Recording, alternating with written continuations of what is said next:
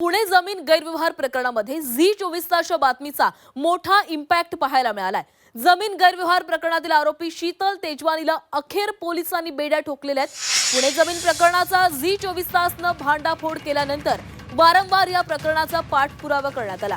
जमीन गैरव्यवहार प्रकरणाची बातमी ब्रेक केल्यापासून शीतल तेजवानीची चौकशी आणि अटकेपर्यंतची बातमी सर्वप्रथम झी24 दाखवलेली होती आणि आता अखेर शीतल तेजवानी हिला अटक करण्यात आलेली आहे। तर आतापर्यंत काय घडामोडी घडलेल्या आहेत पाहूया। 5 नोव्हेंबरला झी24 कडून पुणे जमीन गैरव्यवहार प्रकरण उघडकीस आणण्यात आलं। झी24 बातमी दाखवल्यानंतर जमिनीचे मूळ मालक हे समोर येऊ लागले। सकाळी 11 वाजता मुख्यमंत्री देवेंद्र फडणवीसांकडून चौकशीचे आदेश देण्यात आले। 6 नोव्हेंबरला ही घडामोड घडली आणि त्याच दिवशी दुपारी 1 वाजता जमीन गैरव्यवहार प्रकरणासंदर्भात चौकशीसाठी समितीची घोषणा करण्यात आली आणि अतिरिक्त मुख्य सचिव विकास खारगेंच्या अध्यक्षतेखाली समितीची स्थापना झाली।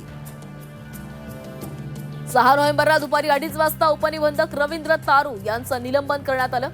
7 नोव्हेंबरला अजित पवार माध्यमांसमोर आले आणि व्यवहार रद्दची घोषणा केली। या प्रकरणात एकही पैशाचा व्यवहार झाला नसल्याचा दावा त्यांच्याकडून करण्यात आला। 7 नोव्हेंबरला आज मुद्रांक शुल्क विभागाच्या व्यवहार रद्दची पावती झी24 हाती आली। 8 नोव्हेंबरला अमेडिया कंपनीकडून शासनाची फसवणूक झाल्याचं समोर आलं। 42 कोटी स्टॅम्प ड्युटी भरण्यासाठी मुद्रांक शुल्क विभागाकडून 16 नोव्हेंबरपर्यंतची मुदत देण्यात आली।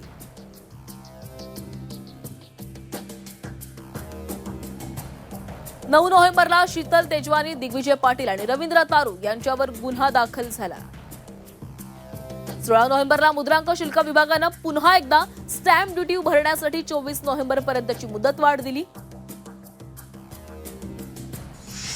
मला असं वाटतं की आत्ताच्या घटनेला सगळं बाहेर येणं गरजेचं आहे। याच्यात अमेडिया कंपनीचा रोल होता।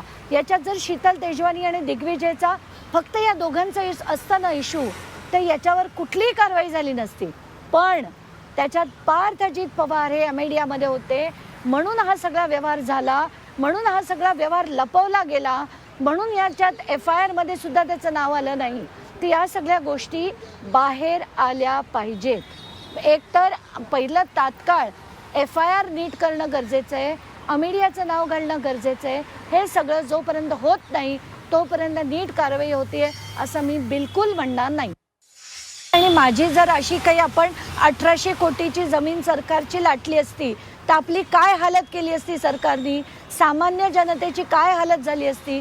पण शीतल तेजवानीला पहिला तर झी24 खूप छान दाखवलं की कशी रॉयल ट्रीटमेंट मिळाली, तिला सोडायला अगदी पोलीस थेट गेले।